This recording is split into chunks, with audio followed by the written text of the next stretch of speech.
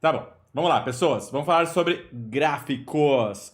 Mais especificamente, o gráfico de pressão por volume. Gráfico de sempre, né?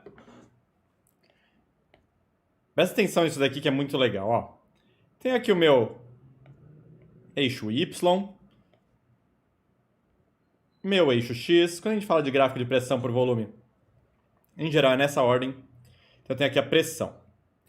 Unidade de medida de pressão no sistema internacional é Pascal. Pascal é uma abreviação para Newton por metro quadrado, já que pressão é força sobre área. Tá legal? Por volume. No sistema internacional, metro cúbico. Olha isso aqui que louco, pessoas.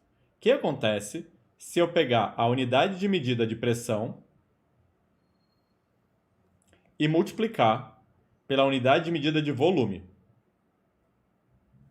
Isso vai dar Newton sobre metro quadrado vezes metro cúbico, que corta e vira Newton vezes metro. Newton vezes metro é joule. Força vezes deslocamento. Tá enxergando? Conclusão. O que será a área sob o gráfico pressão por volume? Trabalho. Tá legal? Vai ser medida em joule. Sabe que é medida em joule.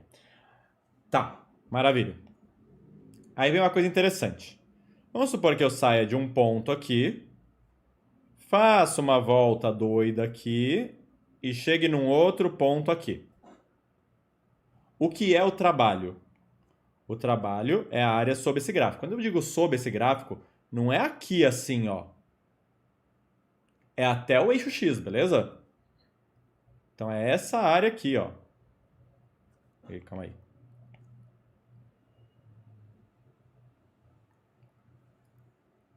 Isso aqui tudo. Essa área é numericamente igual ao trabalho realizado pelo gás.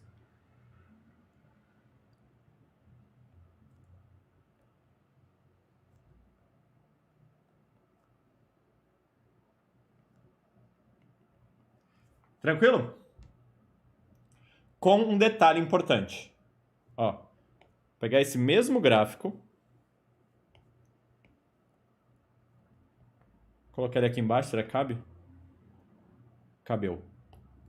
Se a transformação estiver vindo para cá, ó, nesse sentido, o trabalho realizado, vou fazer de vermelho aqui, será positivo. Por outro lado, se estiver indo no outro sentido, o trabalho realizado será negativo. Ai, Gabs, como é que eu vou saber qual que é o sentido que vai ser positivo e qual que é o sentido que vai ser negativo? Na real, a resposta é mais simples do que parece. Esse primeiro caso está indo desse V0 até esse VF. Concorda comigo que ele expandiu? Ele está saindo de um volume pequeno para um volume grande. Rolou uma expansão, trabalho positivo. Você já entendeu o conceito, fica mais fácil. Beleza? Já nesse outro caso, o V0 é maior do que o VF. Então houve uma compressão.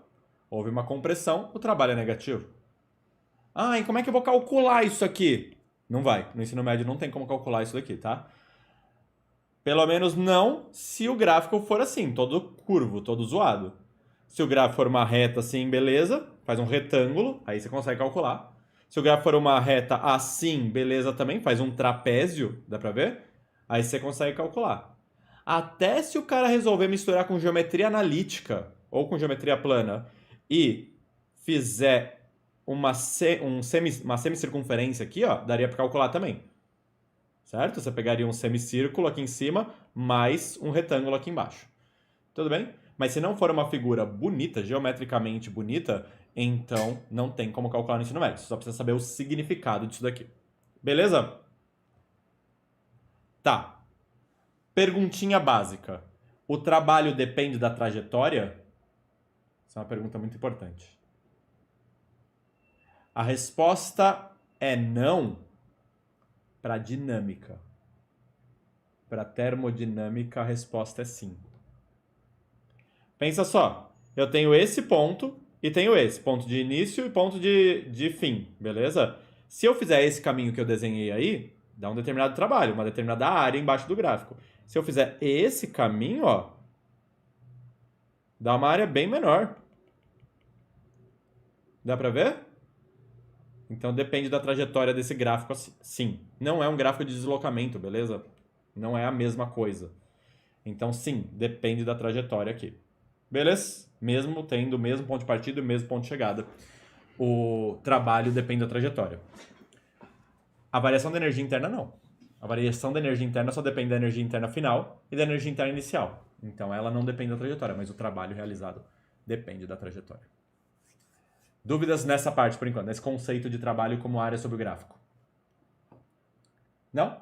De boas? Então vamos ver um outro aqui, um outro gráfico.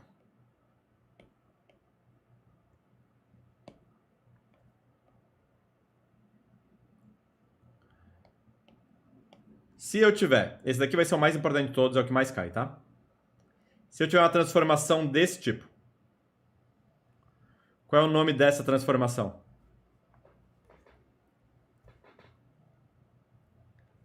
Isobárica. Isobárica. Beleza? Porque tá conservando a pressão. É a única que eu não falei aqui ainda, tá vendo? Por que a transformação isobárica é legal? Porque no caso da transformação isobárica, o gráfico é uma linha horizontal, a área sob o gráfico é a área de um retângulo, e a área de retângulo a gente calcula como base vezes a altura. Então, se a pressão durante a transformação for constante, nesse caso particular de transformação isobárica, deixa eu até escrever isobárica aqui. Nesse caso particular, eu posso dizer que o trabalho realizado em módulo, porque pode ser indo ou voltando, nem preciso colocar o módulo na verdade, já explico por quê, ele é igual à pressão, que é constante, concorda? Então não preciso colocar ΔP, ela é constante, vezes a variação do volume. Aqui é ΔV. A variação do volume é a base e a pressão é a altura. Tá claro isso? Repara só que se ΔV for uma expansão, ΔV vai ser positivo. E aí o trabalho vai ser positivo também. Se for uma compressão, ΔV vai ser negativo. Porque vai ficar pequeno menos grande. Tá legal? E aí o trabalho vai dar negativo também. Então nem preciso do módulo. Isso aqui tá certo até sem o módulo. Essa formulinha aqui não precisa ser decorada, mas ela vai aparecer várias vezes, tá?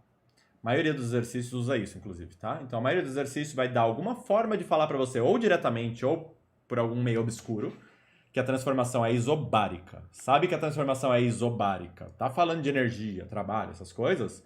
Então você já sabe que você vai usar pressão vezes variação do volume. Tudo bem? Dúvida aqui?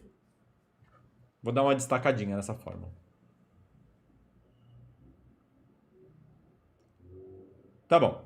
Em qualquer outro caso, qualquer outro tipo de transformação, se ele pedir para você calcular o trabalho usando o gráfico, o que você faz? Calcular a área sobre o gráfico usando geometria plana. Beleza?